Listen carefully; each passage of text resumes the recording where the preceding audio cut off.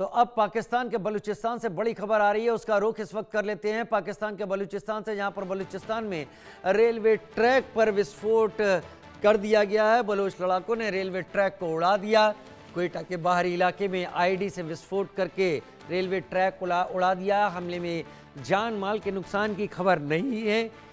लेकिन ये railway track बहुत अहम कहा जाता है, जो कि बलूचिस्तान के अलग अलग इलाकों से पाकिस्तान को जोड़ता है, क्वेटा को जोड़ता है, बलूचिस्तान की राजधानी को जोड़ता है। और बीएलए क्योंकि ये मानती है कि बलूचिस्तान उनका है, पाकिस्तान का नहीं है, इसलिए बीएलए यहाँ पर पाकिस्तान के उन संसाधनों पर हमला करती है जिससे पाकिस्तान बलूचिस्तान पर कब्जा बनाए रखना चाहता है। बलोच लड़ाकों ने क्वेटा के बाहरी इलाके में आईडी ब्लास्ट कर ट्रैक उड़ा दी। अजय जांड्याल मेरे साथ इस वक्त मेरे सहयोगी जुड़ गए। अजय, बड़ी कोशिश कर ली, पाकिस्तान में क्या चल रहा है पाकिस्तानी खुद ही नहीं जानते, लेकिन बलूचिस्तान के इलाकों में क्या चल रहा है ये बीएलए और पाकिस्तान और दुनिया अच्छी तरीके से जानती है। अब बीएलए ने इस रेलवे ट्रैक को उड़ाया है, क्या इशारा है कि पाकिस्तान अपनी आर्मी को बलूचिस्तान के अलग अलग इलाकों में ले जाने के लिए इसी रास्ते का इस्तेमाल करता था, उस पर रोक लगेगी? देखिए, बिल्कुल राजीव, अगर आप देखें तो पिछले कुछ समय में बलूचिस्तान में खासतौर पे पाकिस्तानी सेना के जो काफिले थे, पाकिस्तानी सेना की मूवमेंट जो थी, उसको काफी टारगेट किया गया है। और खाली सिर्फ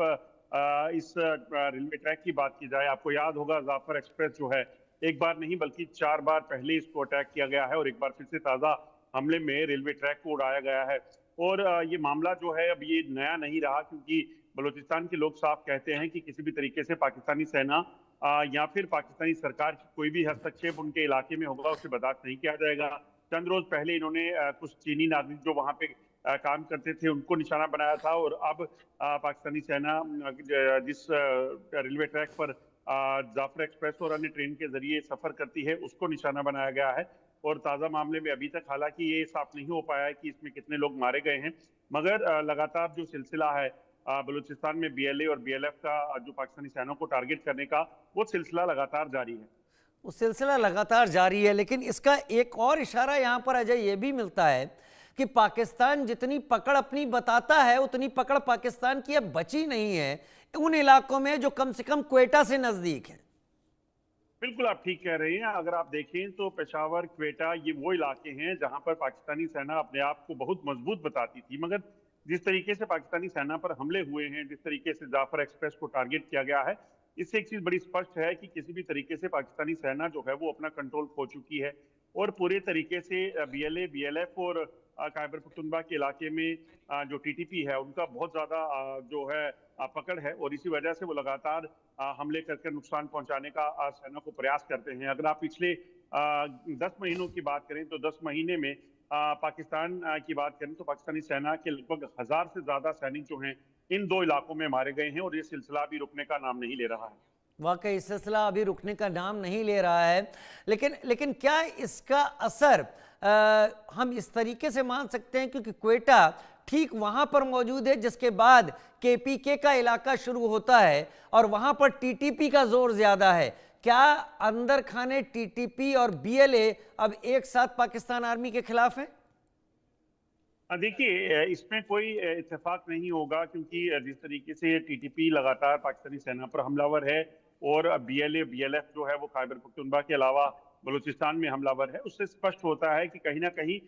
दोनों ही जो ग्रुप हैं इनमें आपस में जो है वो गठबंधन हो सकता है, क्योंकि दोनों का मकसद एक है और दोनों ही जो संगठन हैं वो अपने इलाकों को पाकिस्तानी सेना से छुड़ाने के लिए या उनके दबाव में आने से बचा रहे हैं। तो ऐसे में लग रहा है कि बिल्कुल स्थितियां उसी तरह की हैं और वो लगातार अपने इलाकों में एक्टिव हैं और दोनों एक दूसरे को समर्थन भी देते होंगे। वाकई दोनों एक दूसरे को समर्थन भी देते होंगे। मैं ये मानूं कि अब जो आपको जानकारी मिल रही होगी कि पाकिस्तानी सेना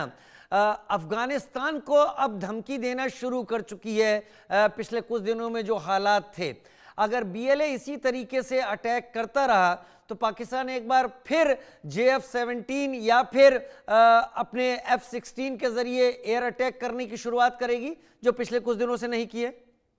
देखिए, ये पाकिस्तानी सेना की बौखलाहट हो सकती है, क्योंकि उसे पता है कि अफगानिस्तान के पास अभी ना तो इतनी फायर पावर है और ना ही इतनी